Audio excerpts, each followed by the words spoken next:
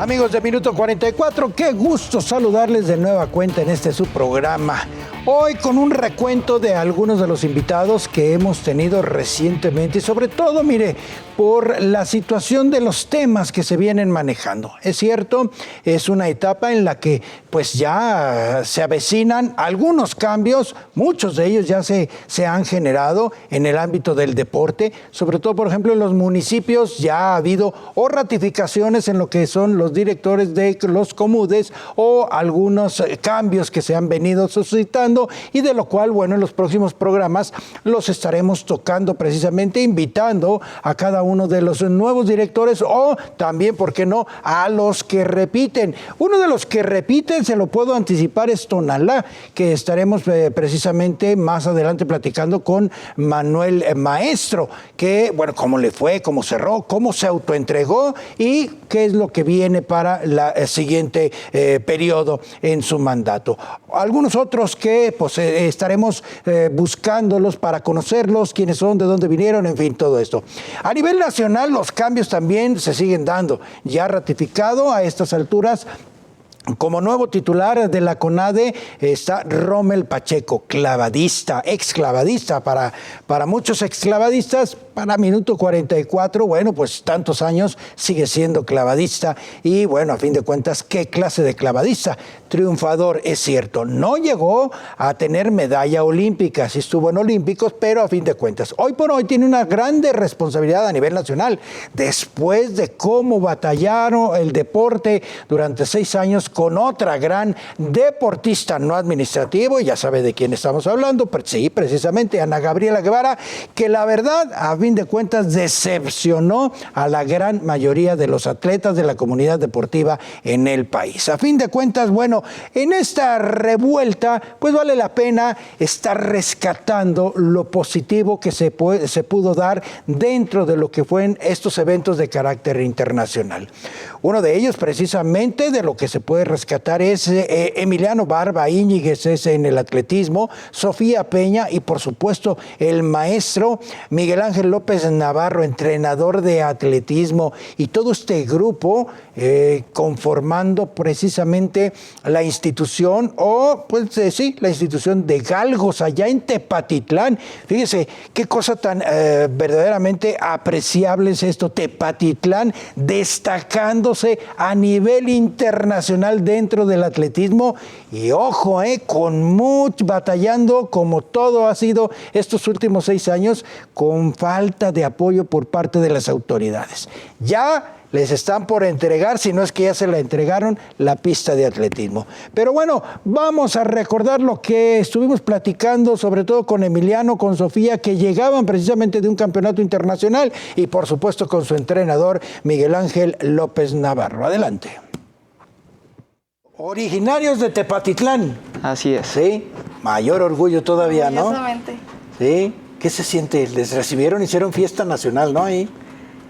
Sí, nos dio una bienvenida de todo el equipo, los familiares, muchas gracias.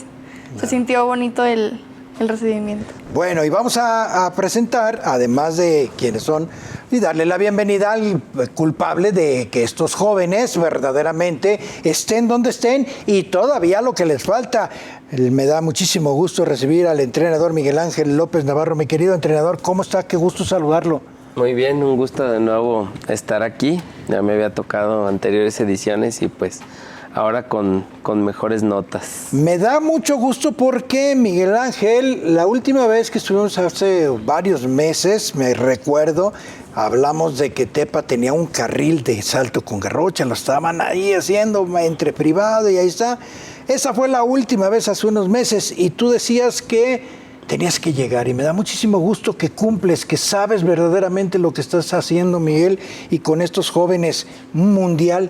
¿Es el primer mundial para estos jóvenes y un primer mundial para ti? ¿O tú ya habías llevado otros? Ya teníamos en el caso de Nairobi 2021, bueno, esa fue una edición que se recorrió por la pandemia. En el 2020 pues teníamos a César Daniel Gómez, que en su momento había clasificado a los Olímpicos de la Juventud y ya tenía la marca para clasificar al Mundial en el año 2020 en Nairobi, Kenia, Mundial Juvenil.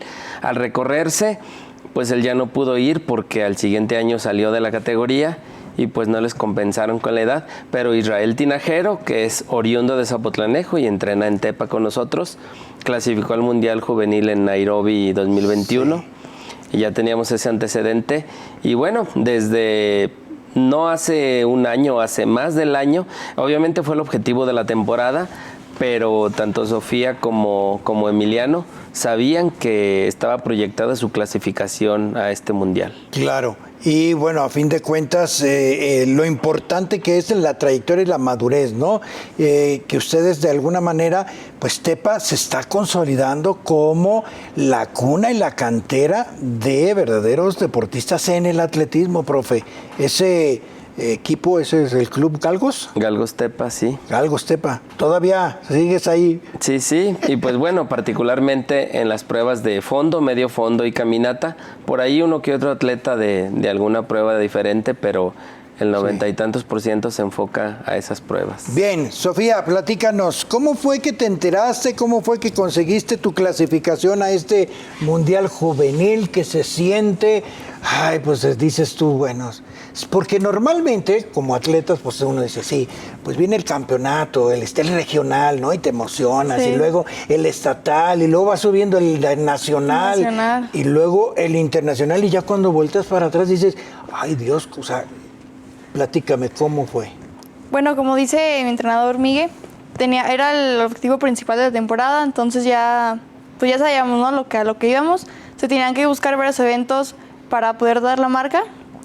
Entonces ya intenté darla en Mazatlán, no se dio, hubo un error ahí. Y luego siguió Copa Tepic, ahí por fin la pude dar. Entonces ya dije, bueno, ya mínimo tengo la marca, me falta rectificar el lugar, que sería en el Campeonato Nacional de Federación. Y ahí ya fue cuando todo fue oficial. Fue oficial ya. Oficial. ¿Qué te dijeron en casa? No, pues mi familia siempre me ha estado apoyando, muchas felicidades y a seguir entrenando porque no va a estar fácil ese mundial. Claro, y además están muy jóvenes, ¿no? ¿17 años? 17 años. Emiliano, ¿cómo fue que calificaste? ¿Cómo fue que te colgaste a ese campeonato mundial? Desde el principio de la temporada íbamos con ese objetivo siempre de ir para el mundial. Afortunadamente en la primera competencia de la temporada se logró dar la marca. Yo aún no sabía cuál era la marca, pero ya tenía una referencia de lo que iba a ser la marca. Fue así que buscamos muchas competencias, como en su caso competí en Eslovaquia, también para clasificar al campeonato pues de la Ciudad de México, que fue donde tenía que dar el resultado, quedar en los primeros 2 lugares, y al fin de cuentas pues fue ese campeonato el que me abrió las puertas para el Mundial. Claro, bueno, ya estamos adelantando, pero no hemos dicho, la especialidad, mi querido Emiliano, son 10,000. 10,000 metros caminata. Caminata. Así es. ¿Y qué tan difícil es? La caminata tiene algo peculiar, es bastante difícil por la cuestión de que tienes que ir bastante enfocado en la pisada. Siempre tienes que tener un pie en la pista y si llegas a cometer una falta, sea flexionar rodilla o levantar la pierna, puedes tener una penalización. Que se le llama flotar, ¿es correcto? Flotar, así es. ¿Sí? Correcto. Que le pasó a Ernesto Canto, a Raúl González, a varios de los marchistas, de los grandes marchistas, les llegó a pasar, ¿no? Y descalificaciones, en fin, todo eso. Y sin embargo, te trajiste el segundo lugar. Así es.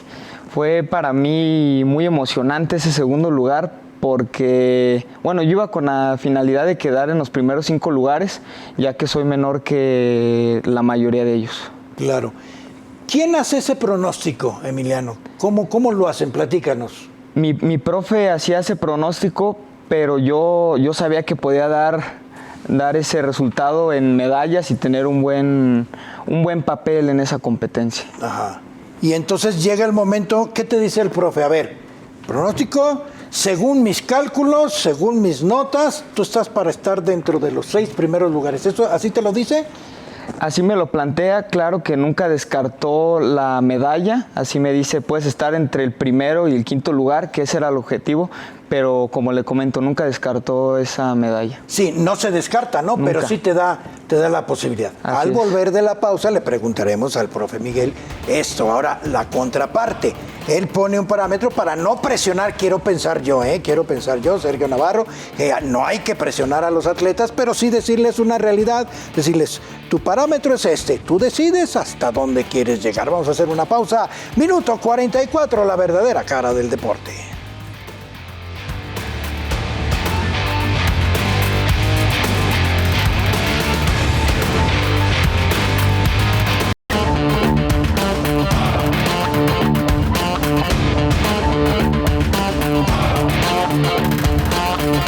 Mil gracias por continuar con nosotros. Minuto 44, la verdadera cara del deporte. Nuestros flamantes invitados, Sofía Peña de Anda, quien es atleta, ella en su especialidad de los 3,000 metros con obstáculos, consiguió récord mexicano. Emiliano Barba Íñiguez, quien, bueno, pues ya nos platicaba en los 10,000 metros caminata, y medalla de plata se trajo. Y por supuesto el entrenador Miguel Ángel López Navarro. Los 3 de Tepatitlán, ¿verdad? Sí, totalmente tepatitlense. Sello de Tepatitlán, excelente. Felicidades a Tepatitlán, gran cuna de atletas en el atletismo está generando y en otros deportes también. Pero bueno, profe, nos decía Emiliano que le daban un parámetro, no sé, del primero al quinto lugar. ¿Estoy en lo correcto? ¿Se le da, el entrenador lo da para no presionarlos, que lleguen presionados, ay, tengo que conseguir esto? ¿O cómo es la dinámica y la filosofía del entrenador para poder orientarlos? Pues a mí siempre me ha gustado trabajar sobre metas reales y tangibles. No me gusta poner, como dicen, dibujar castillos en el aire o proponer un resultado al cual no estamos preparados para hacerlo.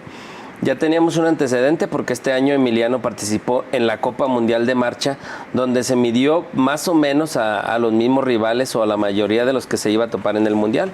Ahí hubo un incidente, por ahí del kilómetro 3 le sacan el calzado, pierde contacto con el grupo y no logró volver a estar en el grupo. Entonces eso pues desfasó totalmente el plan de competencia y ese fue en Antalya, Turquía, el 21 de abril.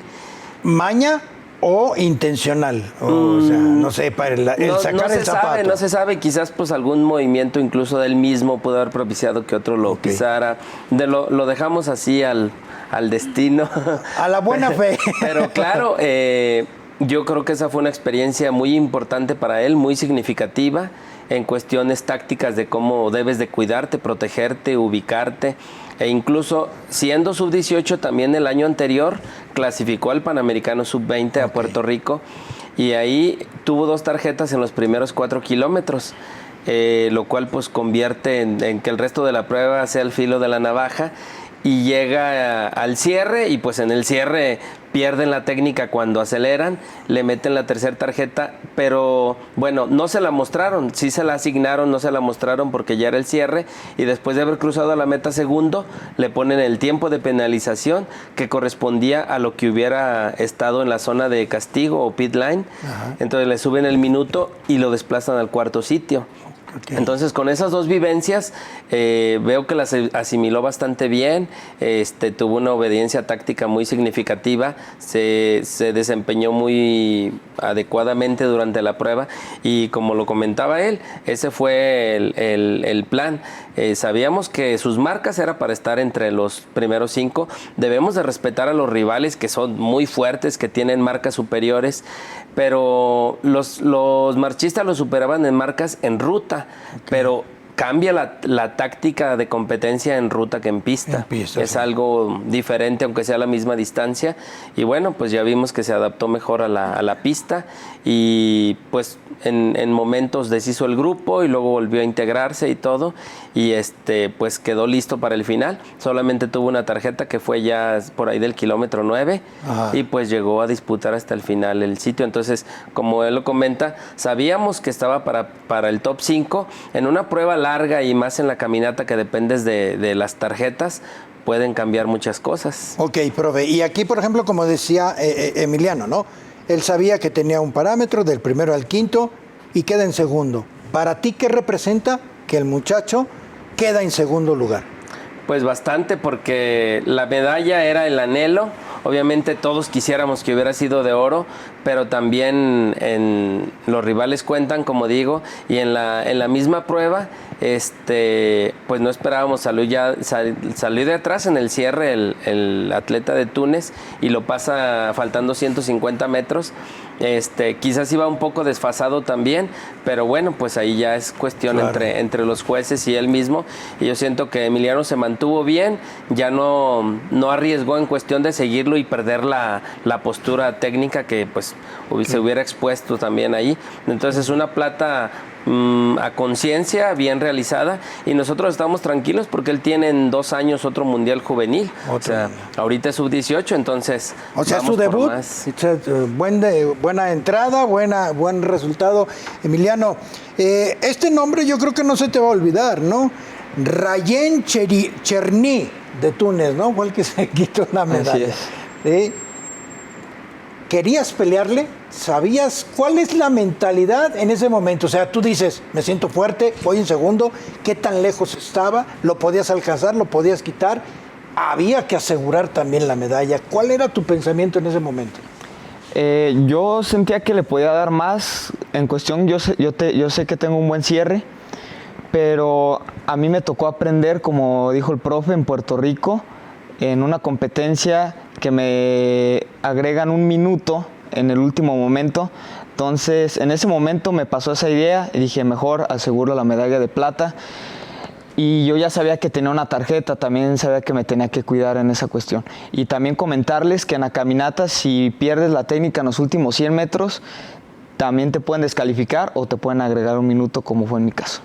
¿Se pierde fácilmente? ¿Y por qué en los últimos 100 metros? En los últimos 100 metros, pues claro, mucha gente juega ese cierre, ese empujón extra, que puedes perder bastante la técnica. Es cuando en los competidores se nota más cuando pierden la técnica en esos últimos 100 metros. ¿Perder la técnica, profe, es entrar al riesgo de flotar? Así es. ¿Sí? Ya el ritmo es tan intenso que se pierde contacto con el piso y es ahí donde pueden venir las tarjetas. Donde viene la tarjeta. Muy bien. Y a fin de cuentas, bueno, difícil, ¿no? ¿Qué pensabas? O sea, ¿lo llevabas a cuánta distancia al primer lugar? Yo lo veo en el momento que me pasan a curva, más o menos eran como 140 metros. Me pasan a curva, yo no lo había visto. Él mete un empujón y la verdad yo ya sentía el cansancio de la competencia, pero sabía que podía dar más en ese cierre. En ese cierre. Igual hay que ser inteligentes, ¿no? En ese sentido, y creo que eso también les enseña el profe, ¿no? O sea, no te voraces, o sea, pues sí, todos queríamos el oro, ¿no? Pero hay que ser pacientes. ¿Eres paciente, Emiliano? He tenido mucha paciencia desde pequeño, a veces es frustrante, claro, pero el chiste es tener esa paciencia y esperar ese momento y va a llegar. Y va a llegar. ¿Qué te dijeron en casa? Pues estaban bastante contentos.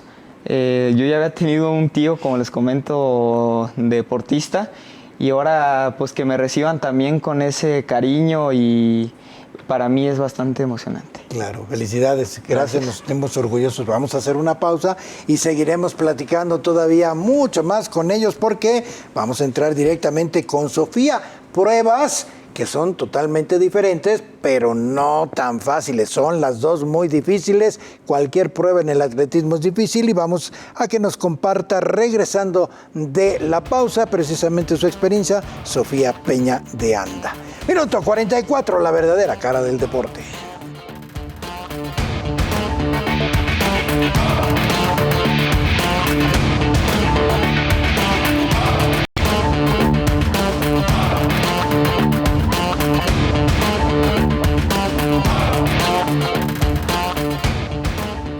gracias por continuar con nosotros. Minuto 44, la verdadera cara del deporte. Y bueno, estamos platicando sobre precisamente el ganador del primer lugar, el que le quitó la medalla a Emiliano, el de Túnez, Rayen Cherny. Que bueno, pues yo le decía, no, pues ahí viene la próxima, pero me está diciendo el profe que no hay próxima, ¿no? Porque él ya sale, el de Túnez ya pierde la edad y ya no le da la revancha, ¿eh? Cuando menos como juveniles, no, pero pues nos los vamos a encontrar en el camino algún día. Ahí me lo apuntas, ¿verdad, Emiliano? Así es. Ahí me lo apuntas, muy bien. Sofía, muy bien, muy bien. 3,000 metros con obstáculos. Platícanos de tu prueba. ¿Quién te vendió primero la idea de entrar al atletismo? A ver, dime. Bueno, yo inicié en atletismo en 2016, viendo los Juegos Olímpicos. Pues no sé, como que ahí me atrapó la idea de querer ganar una medalla, olímpica obviamente, y ojalá algún día podamos lograrlo. Pues, ¿por qué no? Entrenador tienes, ¿no? Y ganas también. Ahí está, qué obo. Muy bien. Platícame, ¿qué te exige los 3,000 metros con obstáculos? ¿Por qué escogiste? ¿Quién te ayudó a escoger esa prueba? ¿Por qué no velocidad? ¿Por qué no fondo? ¿Por qué no sé? Bueno, desde la categoría sub-16 yo inicié corriendo pruebas de medio fondo, y es pues lo que se me da a mí, el medio fondo, pero pruebas planas.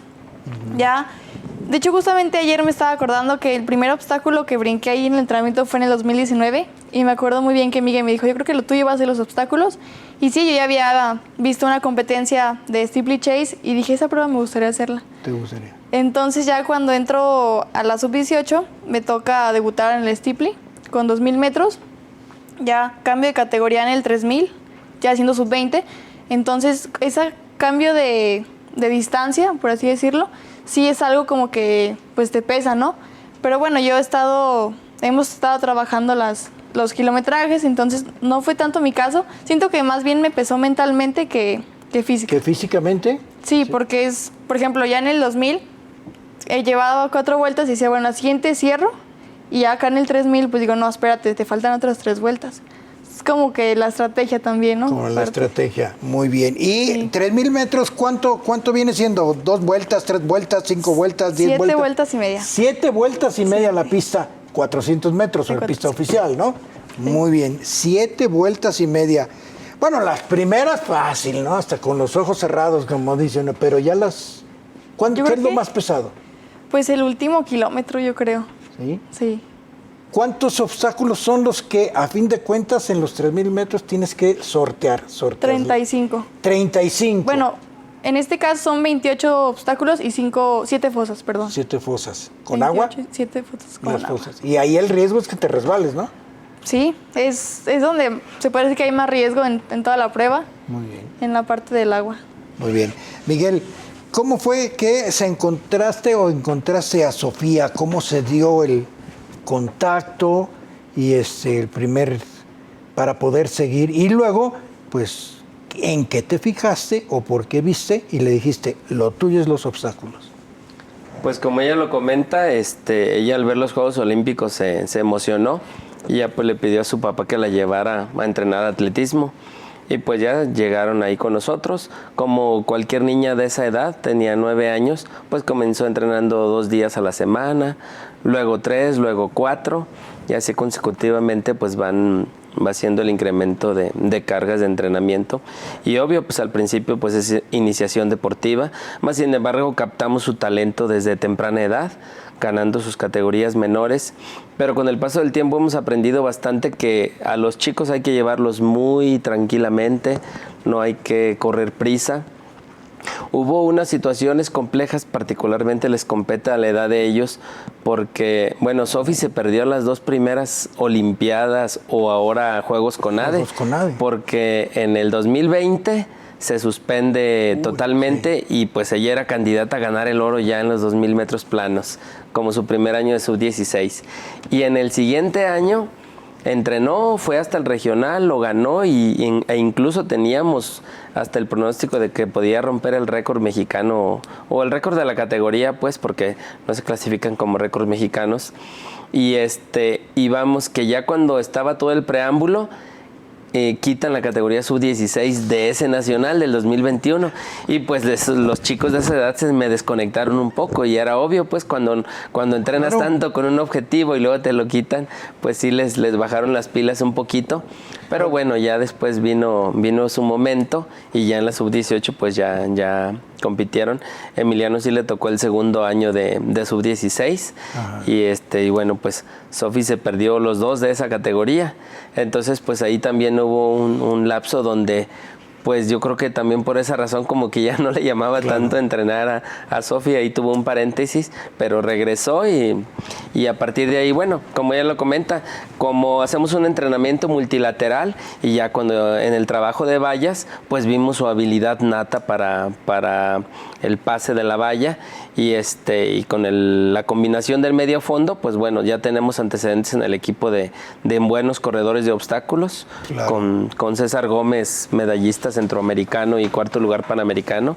Entonces, bueno, siguiendo también esa escuela, pues sabíamos que Sofía cuando llegara a la categoría que corriera ya con obstáculos, pues iba a ser una fuerte contendiente. Claro. Minuto 44, la verdadera cara del deporte.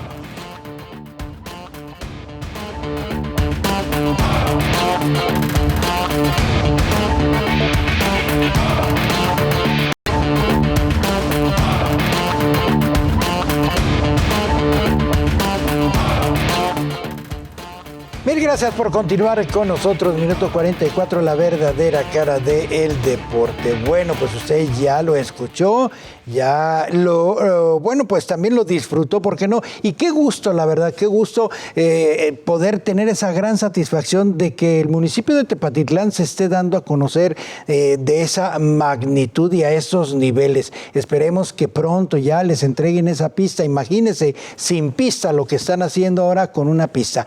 Y otro de los puntos muy importantes es sobre todo, quizás dicen por ahí, y digo, al menos eso es lo que en lo personal considero yo también, es que lo más fácil es poder hacer una estructura, una instalación, una pista, una cancha, un domo. Sí, se paga, se tiene dinero, se construye, sí. Lo más difícil es precisamente mantenerlo y mantenerlo con un atractivo para la sociedad, es decir, que no se conviertan en instalaciones en elefantes blancos, que haya programas, que haya esquemas, que haya forma de poder estar dando vida precisamente a las instalaciones. Hasta ahorita lo que ha hecho Tepatitlán, permítame calificarlo con 10 y nota, la verdad que gracias a las autoridades y sobre todo al empeño de los padres de familia, de los entrenadores y de los propios atletas, así como, bueno, pues quien más se entera. Esperemos que sigan estos éxitos. Y bueno, otro de los temas que es importante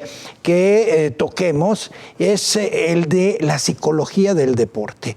Muchos de las autoridades dicen, no, los psicólogos, el equipo multidisciplinario, metodólogo, fisiatras, psicólogos, pero a fin de cuentas, en realidad, el psicólogo y sobre todo en el área del deporte no está siendo tomado en cuenta como debería de ser. Sí, de palabra, de dientes para afuera, sí es extraordinario, se necesita, pero cuando viene de veras las cosas, hay muchos aristas que la autoridad no convence, no están convencidos de que la psicología les puede ayudar. De esto estuvimos platicando precisamente con 2 grandes psicólogos reconocidos en el estado, es Norma Elizabeth Mora Rosas, psicóloga del deporte, así como Rafael Cano. Con ellos pudimos platicar qué es lo que verdaderamente pasa y por qué la autoridad no confía en lo que es de veras, no se la juega con la psicología del deporte.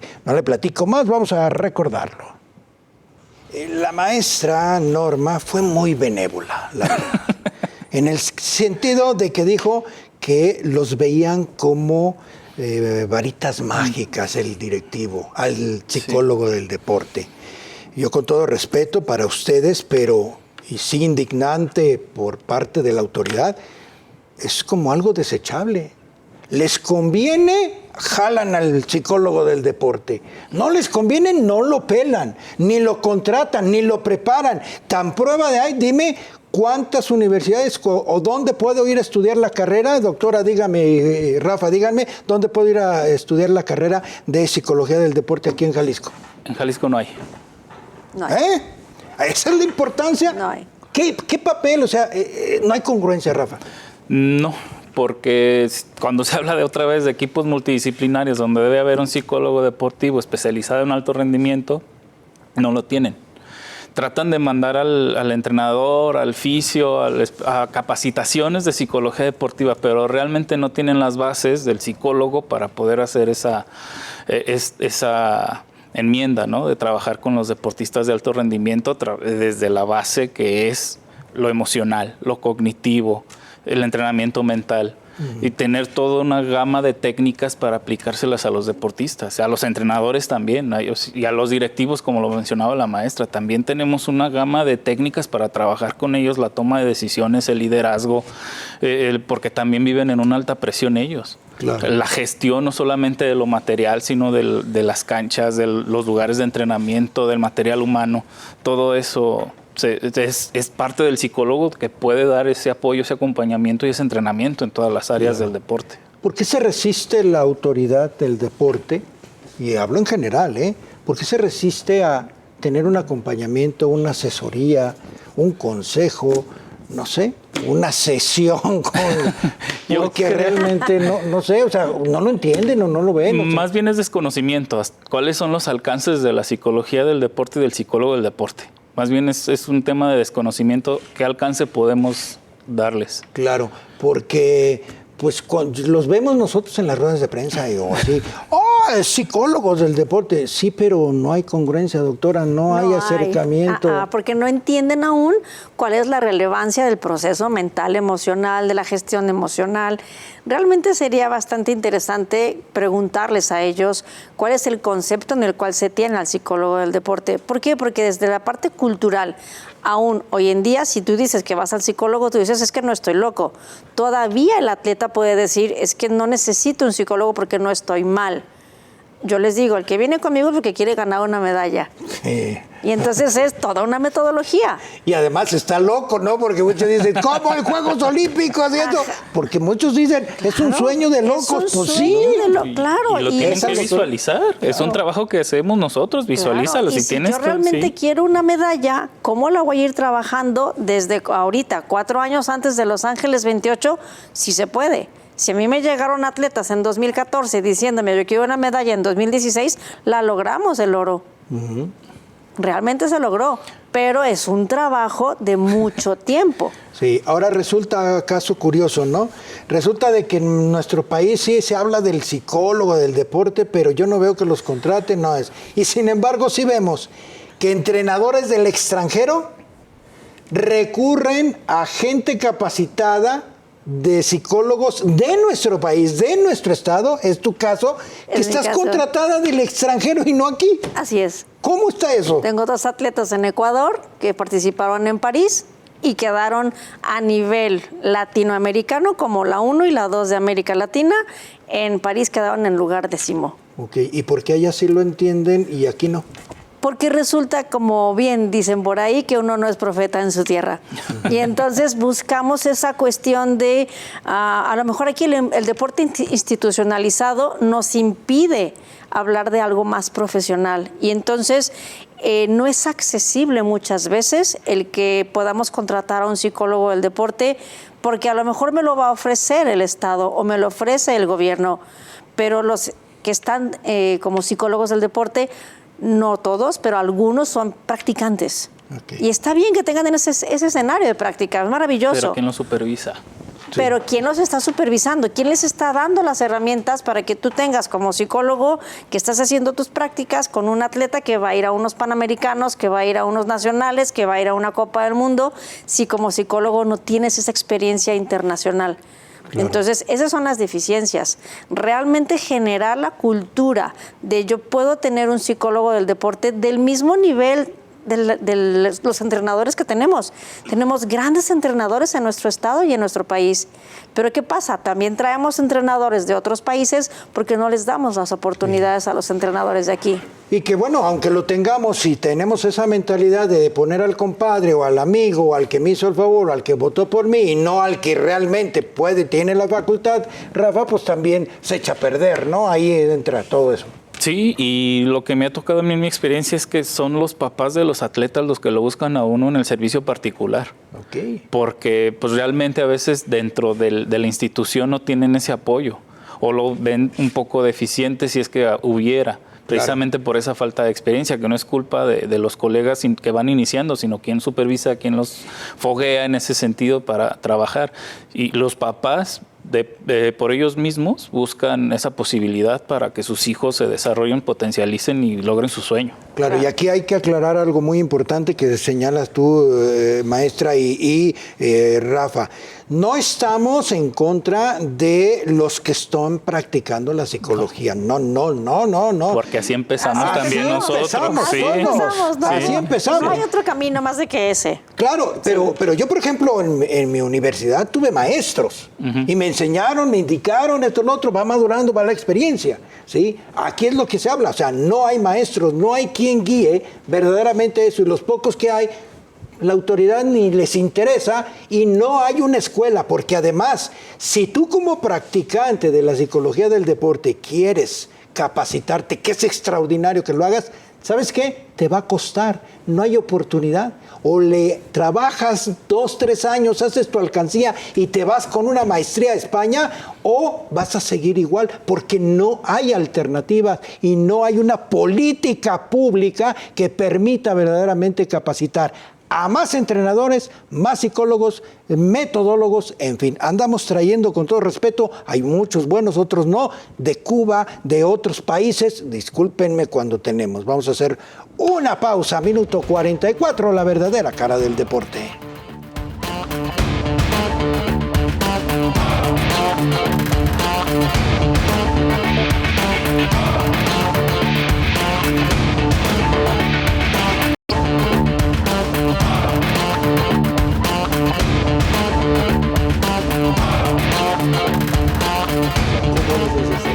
Mil gracias por continuar con nosotros aquí, porque mire, estamos descubriendo algo muy interesante en ese sentido, gracias a la maestra Norma Elizabeth Mora Rosas, psicóloga del deporte.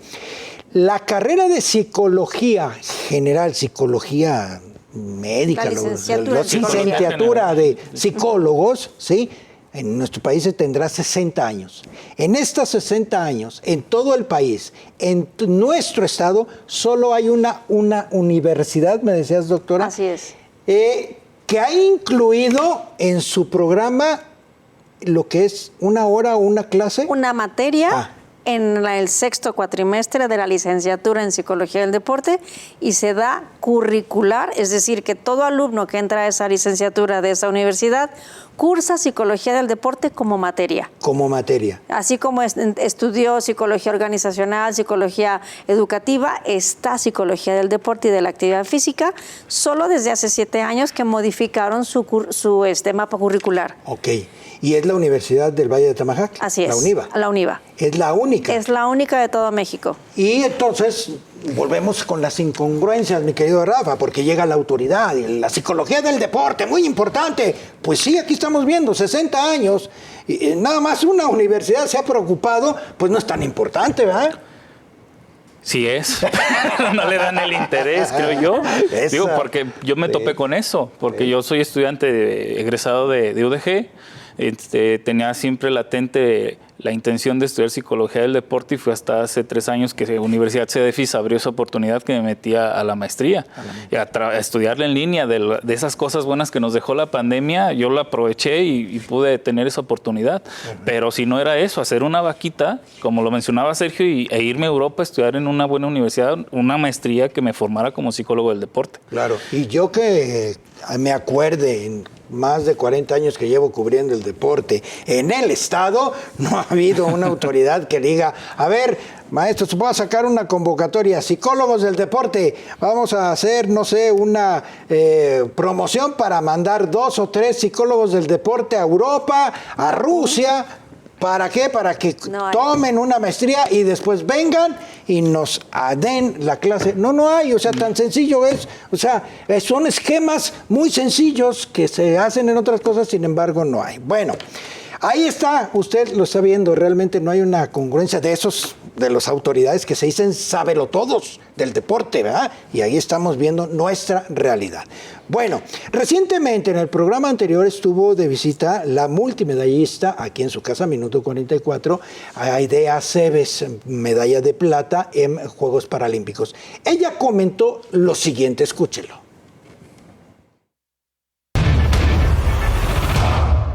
Yo estaba muy tranquila, de verdad todos los días me había mantenido muy tranquila, muy segura del trabajo que habíamos hecho, muy confiada en el trabajo que había hecho mi entrenador conmigo y el demás equipo multidisciplinario.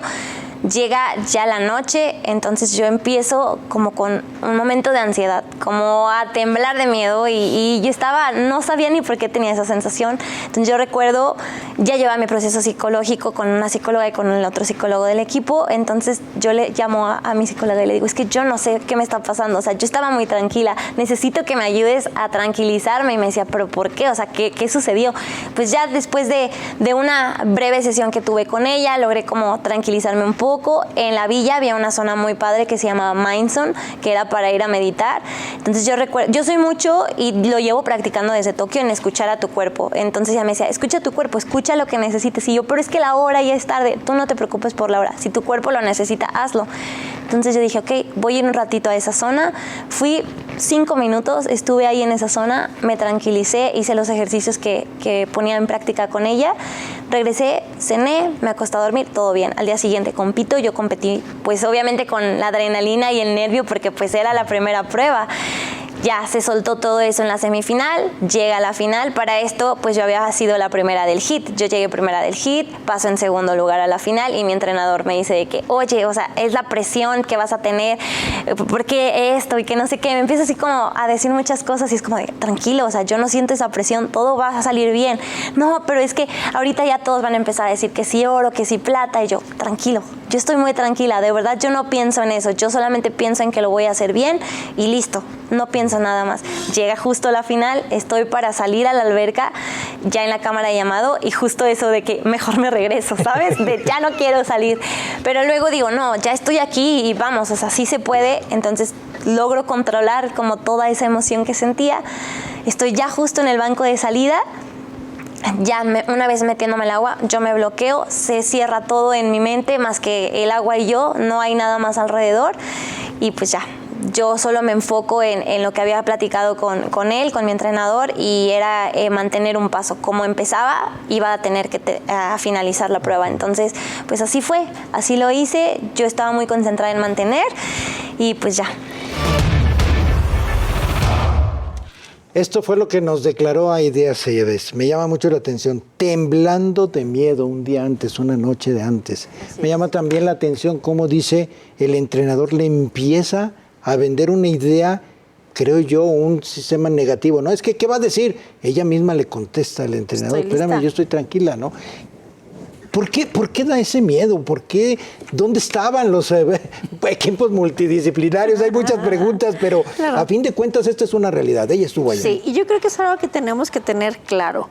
La naturaleza del ser humano es esa. No porque tú tengas una preparación psicológica no sientas miedo. El miedo es natural y es necesario. Pero dentro de esa preparación psicológica, que en el caso que ella tuvo, reconoce esa sensación, le llama a su psicóloga. ¡Qué bueno! Eso es una parte del reconocimiento y del entrenamiento emocional. Vas y te vas a la sala de mindfulness que estaba ahí, maravillosa sala, ya tuvo su proceso y entonces se necesita, y coloquialmente no lo entendemos bien, hablamos de miedo y ansiedad cuando se necesita hablar de una activación. Estoy lo suficientemente activada. Esos nervios no es igual a miedo. Y cuando los escuchamos hablar pensamos que están nerviosos porque no están listos. Es algo natural, pero yo creo que es parte de lo que mencionábamos ahorita. No tenemos esta información de lo que en verdad sucede en el deportista y es sano, es necesario decir estoy activado. Si este nervio me activa, me lleva. Cuando los atletas me dicen, es que quiero competir relajado, yo les digo, no, yo no te quiero relajado, yo te quiero intenso, dinámico, activo. Y entonces esa es una adrenalina necesaria que nuestro sistema nervioso lo requiere. Pero culturalmente no hemos entendido esas palabritas de estoy nervioso o ansioso. Es el ansia de estoy emocionada, claro, ya quiero. Pero se confunde, y si el atleta no está preparado mentalmente, sí puede confundir esos nervios con miedo.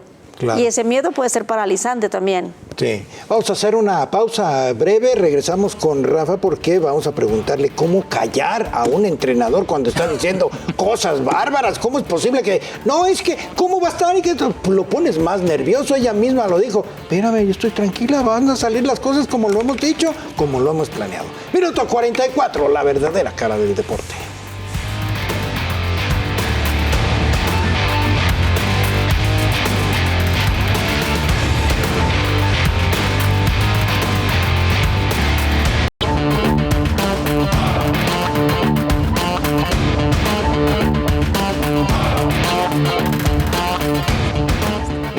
Gracias por continuar con nosotros. Minuto 44, la verdadera cara del deporte. Nuestros invitados, Norma Elizabeth Mora Rosas y Rafael Cano, psicólogos de El Deporte. Rafa, ¿cómo callar a un entrenador? ¿Cómo decirle, no es callarlo, sino hacerle ver, realmente decirle, oye, no, espérame, no le digas eso, o sea, ya calificó, está en su primer hit, calificó como primero, pues ya estamos más para allá que para acá, ¿no? Sí, las herramientas que uno le tiene que dar al entrenador son en cuanto al liderazgo, en cuanto a su conducta también ante la situación, o sea, este liderazgo situacional, cómo dirigirse sobre ciertos momentos, también el control de su estrés, porque el entrenador también se estresa, aunque no compita como tal, él también está muy metido en la competencia y también se estresa. Claro. La atención, la concentración, todas las variables psicológicas que se trabajan con un deportista también las trabajamos con los entrenadores. Claro. Entonces, no es callarlo, sino enseñarle a saber qué decir en el momento justo. Pero hay entrenadores que todo lo saben, que son los dioses, que no, a ver, espérame, yo soy el entrenador, ¿no sabías? Y nos topamos con eso todos los días, porque también sí, puede ser que le asignen a un psicólogo del deporte, pero realmente no tomarlo en cuenta. Entonces eso no es equipo multidisciplinario. Okay. Entonces el psicólogo también es parte del staff y es como un auxiliar técnico, claro, si se puede decir así, ¿no? Ahora, hablamos de congruencias, van de estar ustedes en casa. A ver, Sergio, pero ¿cómo que congruencia? A ver, congruencia, mire, vamos a ver el ejemplo. ¿Se acuerda que decían que la maestra Norma Elizabeth consiguió un oro? Planificaron un oro. Lenia Rubalcaba, ¿es correcto? Es platícanos. Correcto. Cuando Lenia me busca, Lenia Rubalcaba, 2014, me dice yo quiero un oro en Río 2016.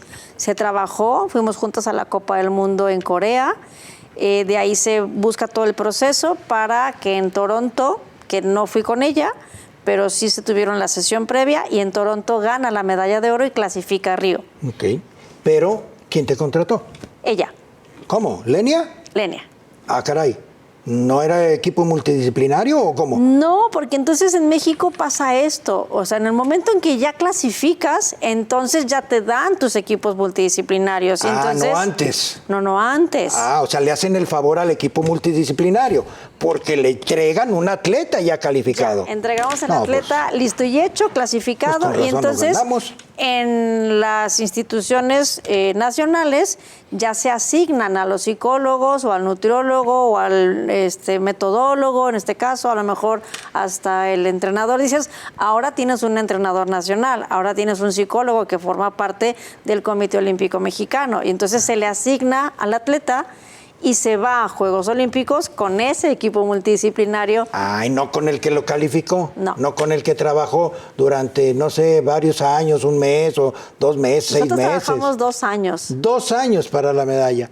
Pues qué padre ser del equipo multidisciplinario, ¿no? O sea, te designan y te dan atletas ya hechos. Sí, hablando de un proceso de 4 años, pues sí, es empezar desde ahorita para estar pensando en la medalla de Los Ángeles. Insisto, Rafa, no entienden las autoridades esto, aunque lo hablen y se les ponga la boca así, multidisciplinario, no lo entienden, o sea. No, están más preocupados por otras cuestiones que realmente por lo que compete al deporte en esencia. Claro.